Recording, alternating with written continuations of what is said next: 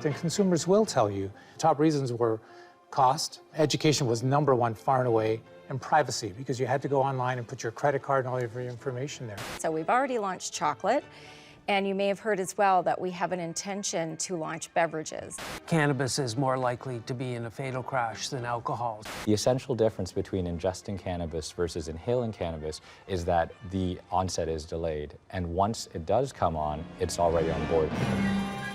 From the Zoomerplex in historic Liberty Village, the Zoomer with Libby Znaimer. Welcome to the Zoomer. I'm Libby Znaimer. Recreational cannabis has been legal here in Canada for more than a year. And while in many ways it's been a rocky rollout marked by problems with supply and distribution and a widening gap between the cost of legal marijuana and black market supply. Now we're into Cannabis 2.0 with the advent of legal edibles. We'll look at where the market is going and also take a look back. But before we dive in, let's tee up the topic. Canada's first year of cannabis legislation ended on a high for Canadian seniors. According to national statistics, people aged 65 and older are Canada's fastest growing group of pot users. In fact, since 2012, there are 10 times as many seniors using cannabis. You might think seniors are just going back to old habits. But more than 1/4 say they're first-time users, while approximately half consume for medical reasons.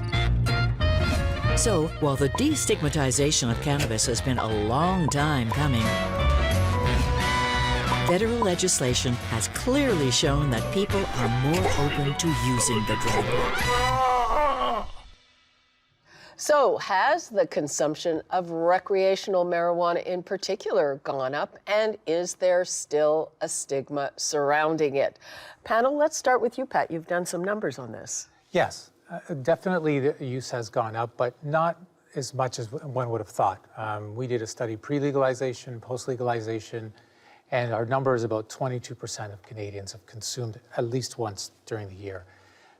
The acceptability of using cannabis has also only gone up marginally, and I think that's because the main form factor has been smoking rather than the availability of edibles and other form factors. What have you found, Adina? Well, as lived experience, I find in my age demographic, which is senior, a lot more people are using CBD and smoking less. But using the cannabinoids for medical purposes, relief from arthritis and rheumatism, sleep, anxiety, pre and post-surgery, knee replacements, shoulder replacements for all of us active Zoomers, and for medicinal purposes. And they're getting off the THC, which is a more psychoactive high, and into more body remedy. Does any of this surprise you, Amanda? Well, it's interesting what you mentioned about the CARP, your peers, for example, because what we've seen post-legalization is an increased interest from seniors in particular. They're the fastest growing demographic, and back in 2012, about 1% of seniors had admitted to consumption.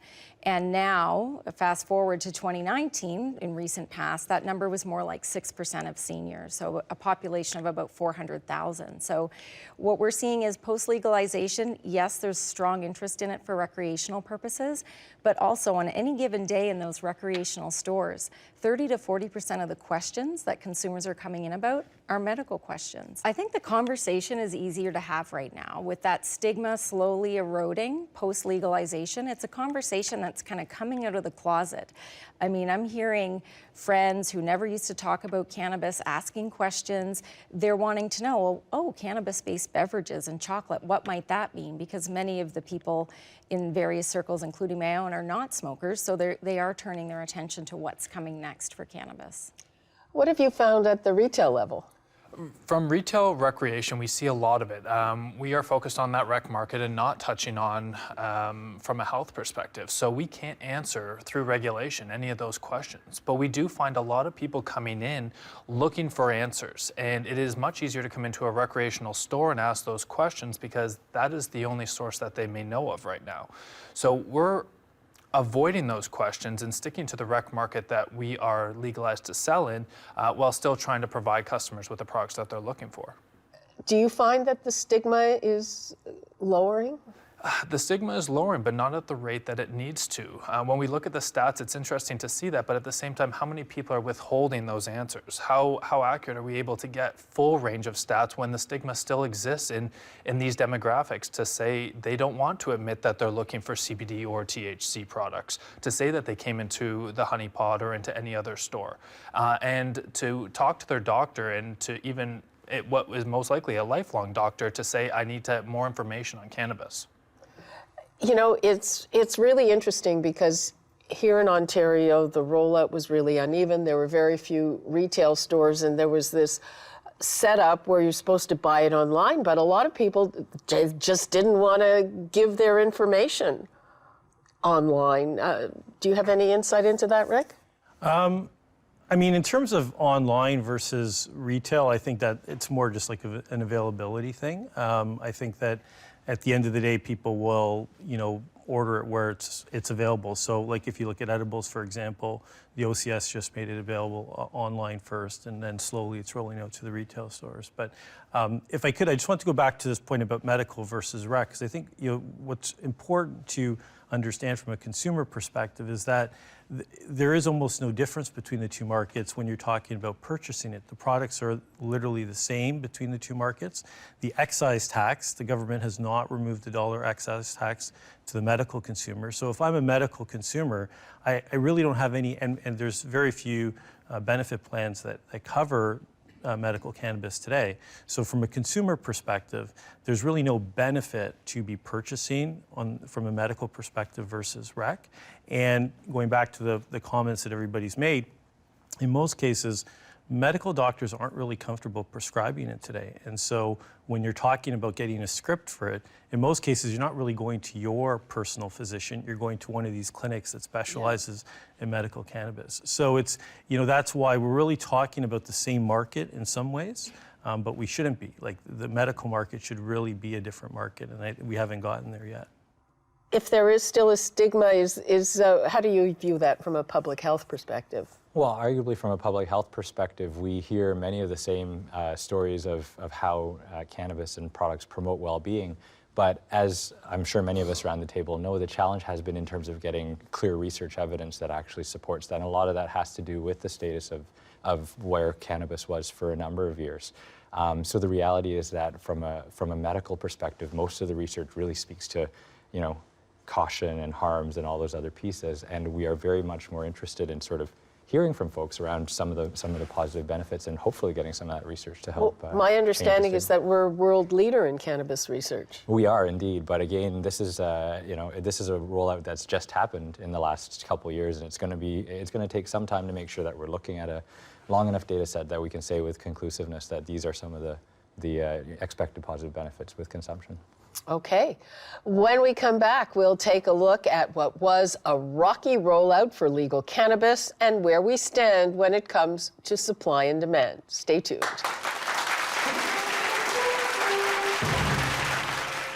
That quality supply that maybe people are familiar with in the black market has not necessarily translated to the legal market.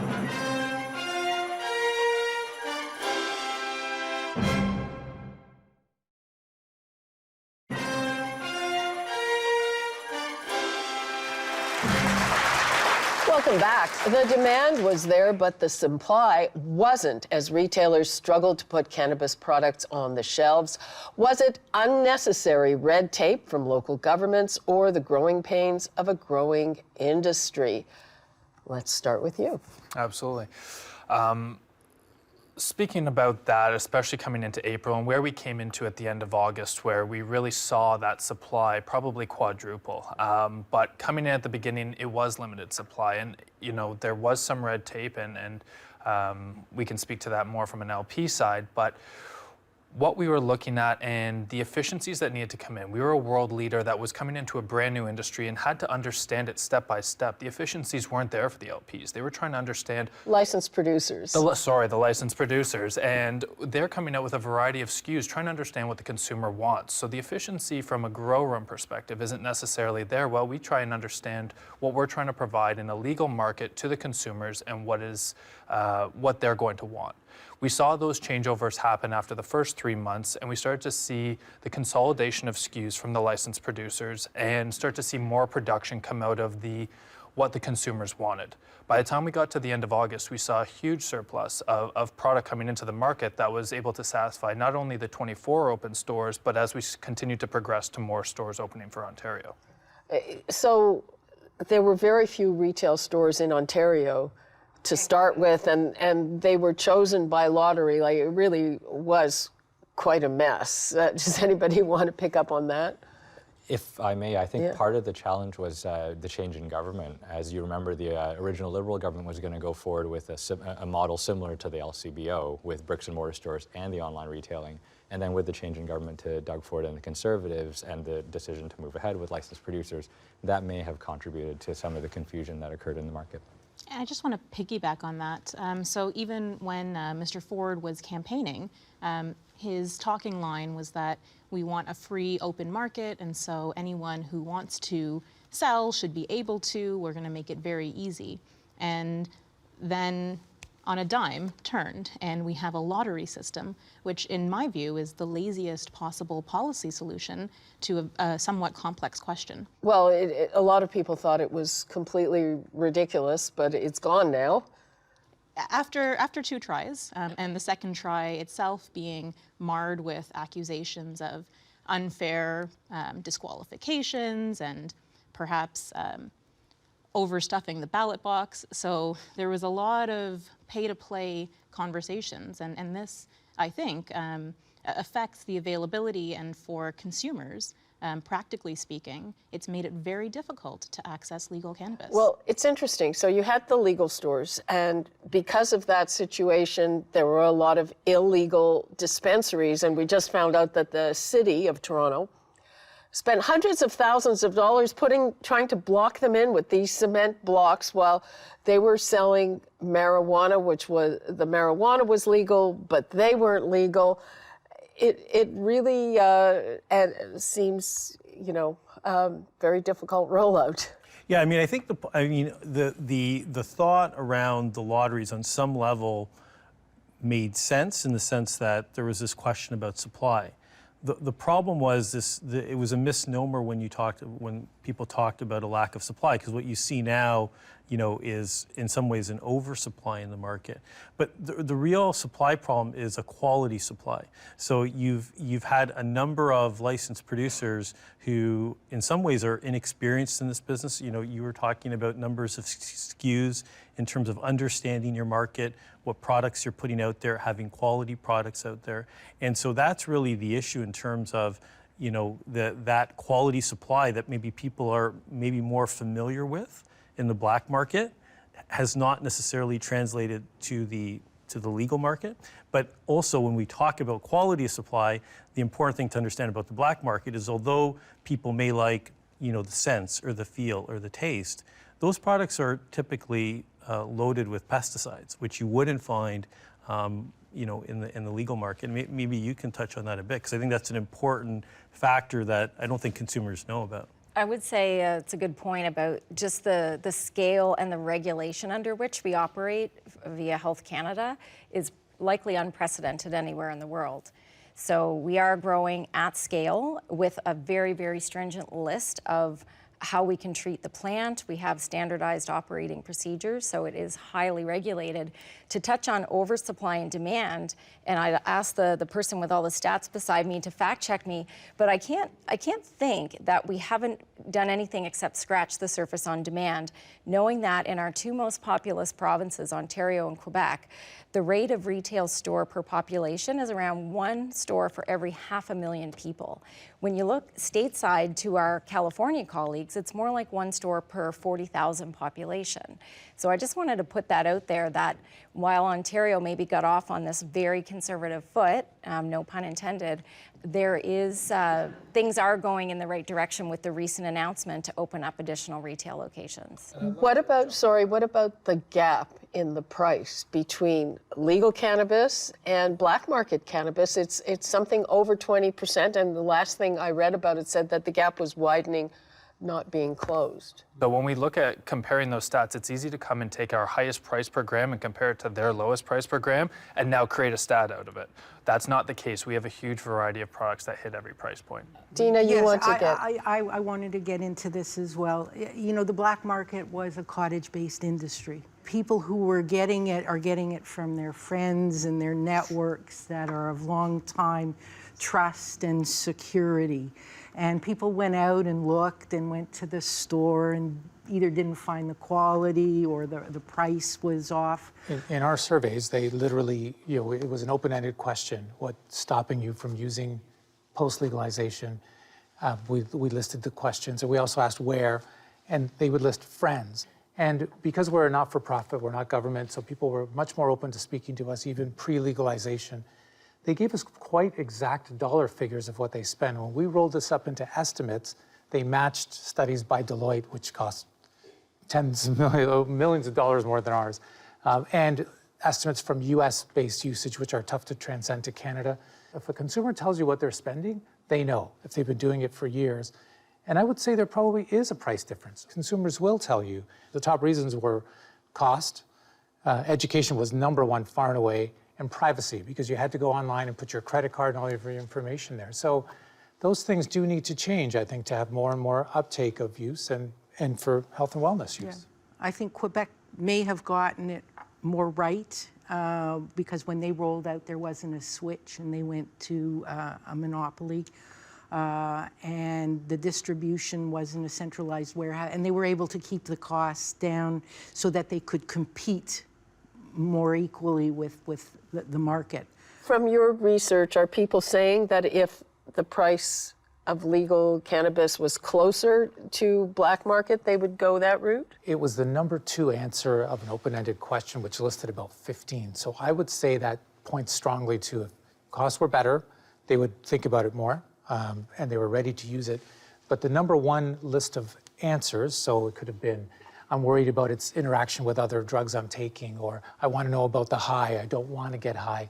If you added all of those up, they were all around a central education theme. So I think there has to be a movement in what we're allowed to market to educate the public, both for health and wellness users and recreational users who want to know, can I drive? How's it going to affect me 3 hours from now? A lot of that was still very open.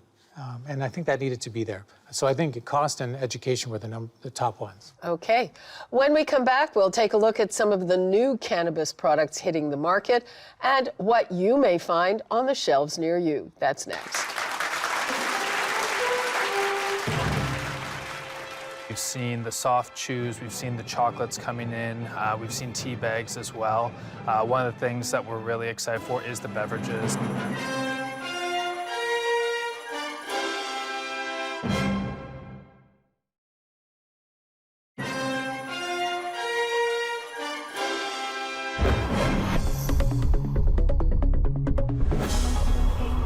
Canadians have been using medical cannabis for years to aid their ailments, but now they're also discovering that it can help with their furry little loved ones as well. Isn't that right, Minzy? Well, currently there are no cannabis-based products that are legal for use in animals in Canada. We're hoping to see that change over the next few years. Veterinarians actually can prescribe veterinary drugs that contain cannabis, but since there aren't any available, currently there's nothing legal on the market. Groups like the Canadian Veterinary Medical Association have really spent a lot of time working with the government to have our voice heard so that we can be added to what's known as the authorization list. So currently there's several investigations going on around the world looking at both CBD and THC, primarily in dogs and cats, but in other species as well. Well, if it helps him, I would naturally try to use it. And if I would see any type of improvement, that'll be wonderful.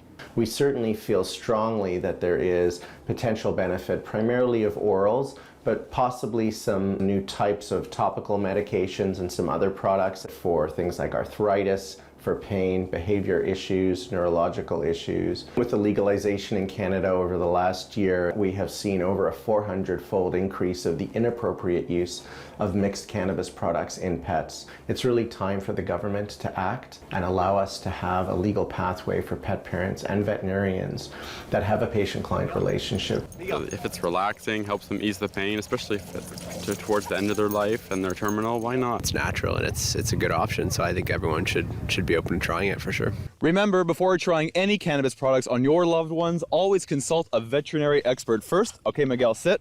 Here in Toronto, Sean Sante for theZoomer. And just like that, it's gone.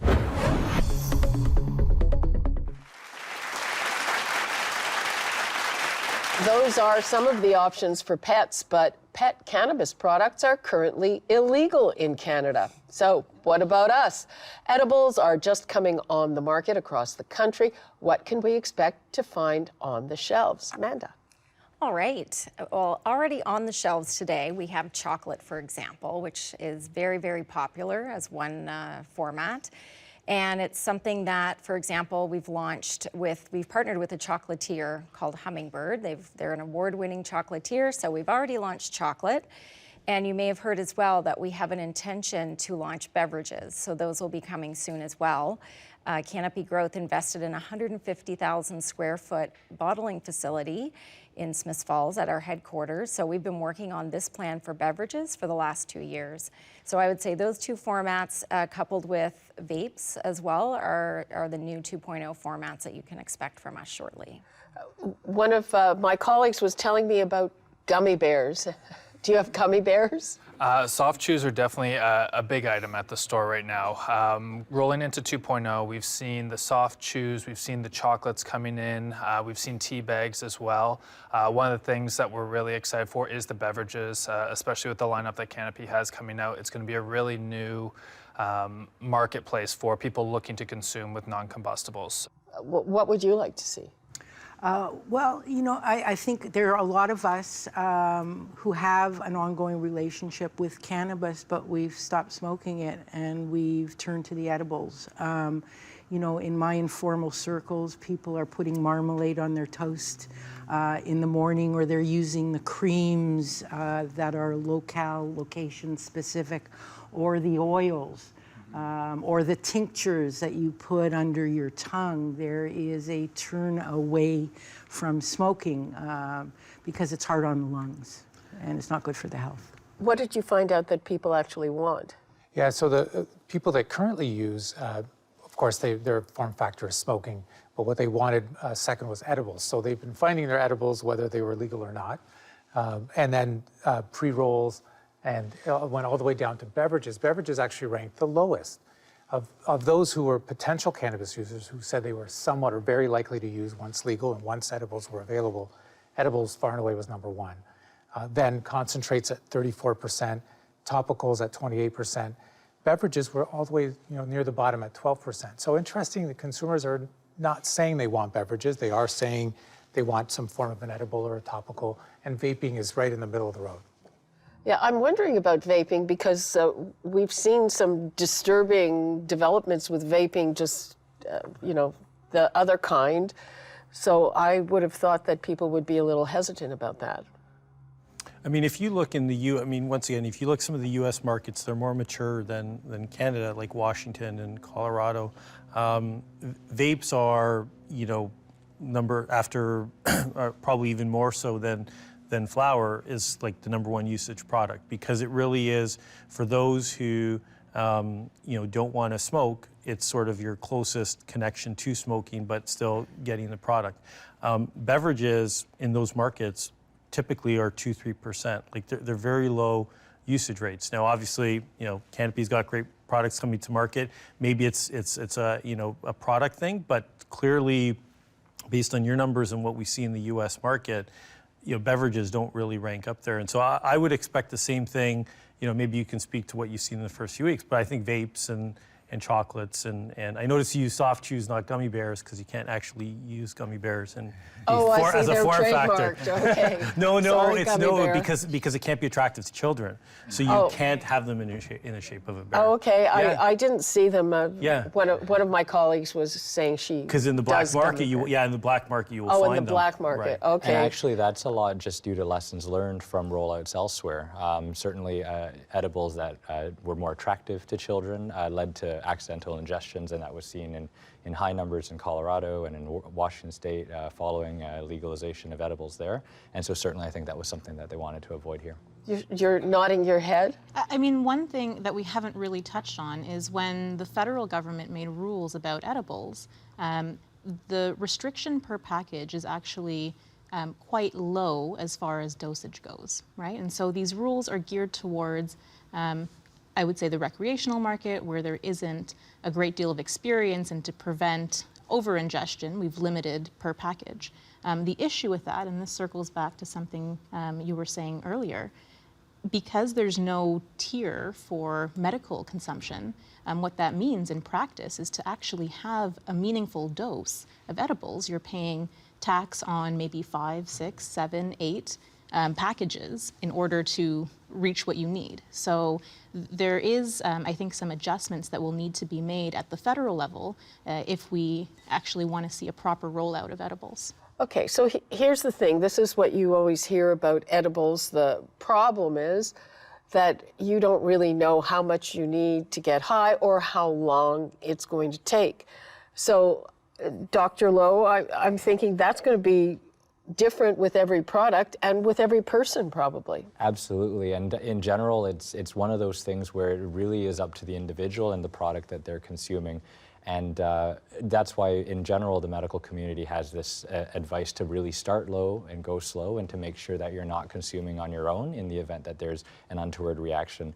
The essential difference between ingesting cannabis versus inhaling cannabis is that the onset is delayed. And once it does come on, it's already on board, and there's very little that can be done to sort of reverse the dose you've taken. So is there a range of time that it takes? So in general, the studies have shown that it can actually be delayed for as much as 4 hours after the time that it's been ingested. So you may have this, say, prior to dinner, you go in and have dinner, and then you may want to drive home and suddenly only to discover that you're impaired or unable to do so.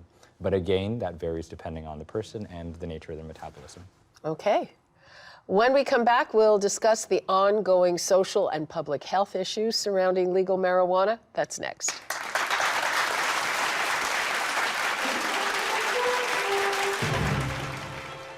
One puff for one person might incapacitate them so that they're not safe behind the wheel, and could have little to no impact on someone with more tolerance.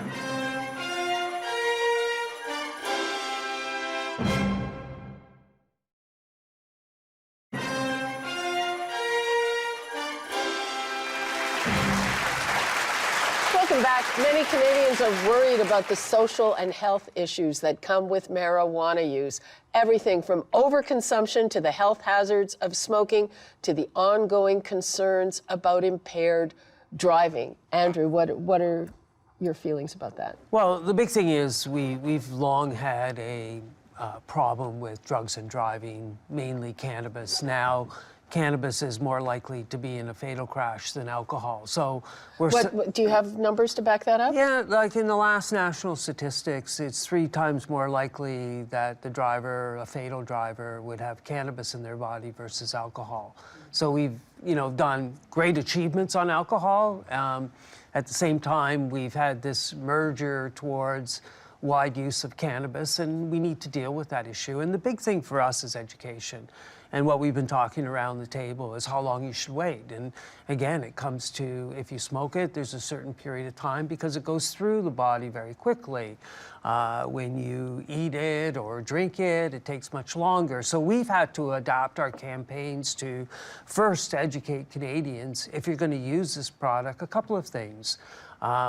You know, if you're going to smoke it, you got to wait at least 6 hours before driving. And if you're going to eat it or drink it, you need to take the night off and treat it just like alcohol. And, you know, in the beginning, like the doctor said, you know, go low, go slow. And the big thing is don't mix it with alcohol, because then all different things, even at low dosages. So, and the risk of crash goes up tremendously depending on the dosage, depending on how close to after you use that you get behind the wheel of a car. And, you know, so it's been a real challenge because, you know, we look back now, alcohol was so simple to educate Canadians about, where cannabis and mixing with alcohol, mixing with other drugs, whether pharmaceutical or other black market drugs, very complex. Isn't one of the issues that there isn't really a good roadside test to tell if people are impaired by drugs? That is absolutely one of the problems. And what we've done is treat cannabis as being analogous to alcohol, right? So we've set these limits. If you're above this limit, you are too high to drive. And that doesn't actually account for an individual's experience. And so one puff for one person might incapacitate them so that they're not safe behind the wheel. On the other hand, that could have little to no impact on someone with more tolerance. And even further on the spectrum, a medical user, they aren't exempt from any of these per se limits. And someone who medicates with cannabis might actually be more dangerous behind the wheel if they haven't taken their medicine. And so none of this is accounted for in the law. And as far as the roadside tests go, there is no reliable way to test for impairment. You can test for what is been used, what is in your system, but that has no connection to are you safe to drive? And so I think that we're going to see constitutional challenges to the change in law. I think you have some kind of test with you. Yeah, this is one of the oral fluid tests that they use at roadside. It basically works on an oral fluid sample. They get a saliva swab, they put it here. This one is a self-test, so you'd break the antibodies, it goes over. They normally put it into a better machine to test, and that will indicate, and one of the things is there's a number of levels, and most people don't understand this within the law, that the roadside oral fluid is at 25 nanograms. So that's the level which it's set to fail. So really, to fail that test, you've had to consume within the last couple of hours and then kind of gotten on the road, and you know, you're definitely in a very impaired state at that level, and that's the first step in processing an impaired driver. The tests you've been talking about are the blood tests, which are the second test. So there's a screening test like we have for alcohol, and then there's a follow-up test. So it's in your system, it's recent use, and then, you know, they take a blood test, and then there's 3 different levels. There's 5 nanograms of THC, it's a criminal level. There's a combination with 0.5 alcohol and 2.5 nanograms of cannabis. And then there's 2 nanograms, which is kind of a summary offense, which, you know, is a $1,000 fine. And you're absolutely right. Because of the lack of technology and tools, police are not charging at the same level we're seeing in roadside surveys, the number of people that are on the road. And until we get the advanced technology, you won't see it equal what we can do with alcohol. So we're way behind. Dr. Lowe, overconsumption, like we all know that stereotype of the stoner. So have more people taken to that lifestyle as a result of legalization? Well, I wouldn't necessarily say taking to that lifestyle, and it's important for me to also state here that fatal overdose directly associated with cannabis product is extremely rare. That's not something that has been typically seen. And when people have overconsumed, that they tend to be confused, agitated, maybe not necessarily fully aware of their surroundings, and then injury and death can occur and has occurred through misadventure. Anyone under the age of 25, you know, we usually recommend that they shouldn't be starting to consume cannabis, also because some of their critical brain development is still happening up until the time they turn 25. We similarly actually encourage seniors to be careful about any new consumption of cannabis. If a senior, particularly with lower metabolism, has cannabis for the first time, maybe is confused, there may be risks of interactions with other medications they take and falls. So anything that they do certainly should be in concert with their physicians and all those other folks, just to sort of make sure that there's not going to be anything that interacts. Okay. When we come back, we'll take some questions from the audience. That's next. I mean, the reality is that smoke is smoke. Whatever you're putting in a vape or whatever you're putting in cannabis, that is ultimately plastering the inside lining of your lungs.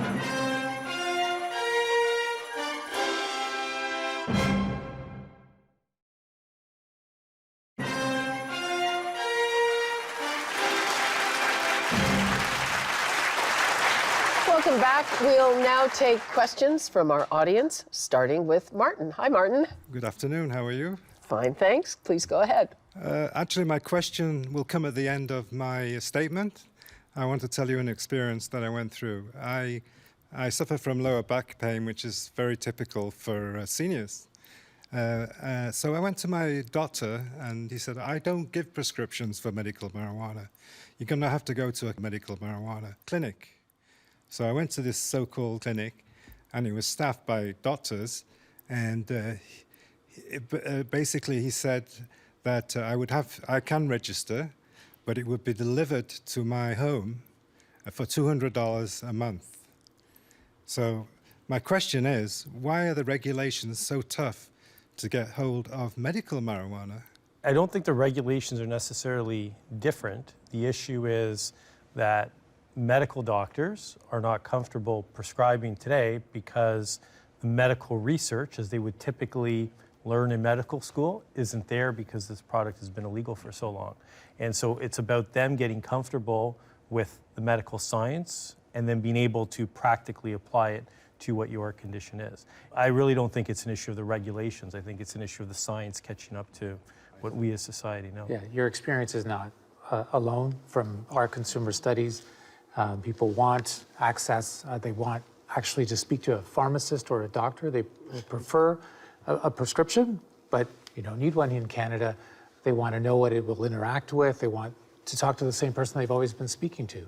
It also is a call to action for physicians. The reality is that many patients out there are using cannabis, and this is something that they should be asking routinely, and they should get comfortable and competent in understanding how it interacts with drugs and how it actually may alter their patients' experiences. I think pharmacists also have a role in this. And Absolutely, they want yes. a role in this. Yes. Thank you very much for your question. You're very welcome. Thank you.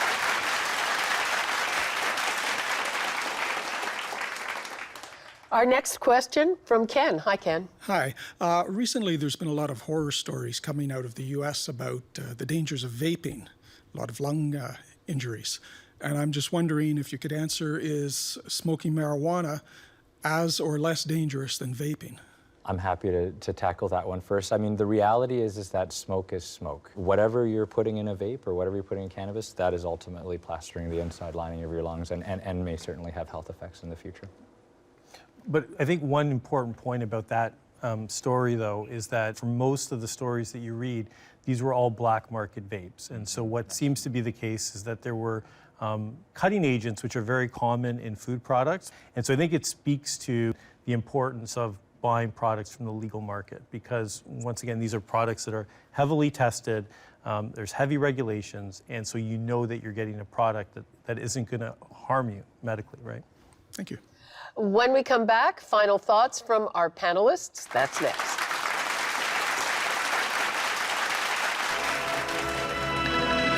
In a previous episode of theZoomer, we discussed scams. On Facebook, John writes, millennials are a lot more gullible to advertising than Zoomers, who pay little attention to marketing and scams. As a senior, I see very few ads on the internet because I block them. In another episode, we spoke about Zoomer beauty. On Twitter, Jackie writes, I can't stand needles. I also don't feel it is necessary to inject yourself with all these serums. Just love the way you look naturally. There's no one else like you out there. #BeautifulMe. Keep the comments coming in and connect with us on Facebook, Twitter, and via email at rsvp@zoomermedia.ca.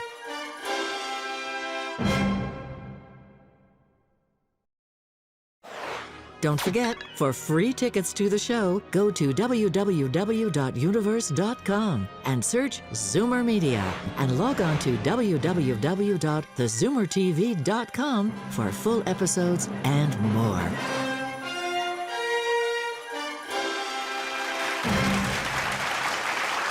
Welcome back to the Zoomer. It's now time for final thoughts from our panelists, starting to my left. Thank you, Libby. You know, with more research coming out and not anecdotal evidence, you know, we're going to see a rise in the use of cannabis. So we're going to find other ways of getting the medicinal and recreational uses under control.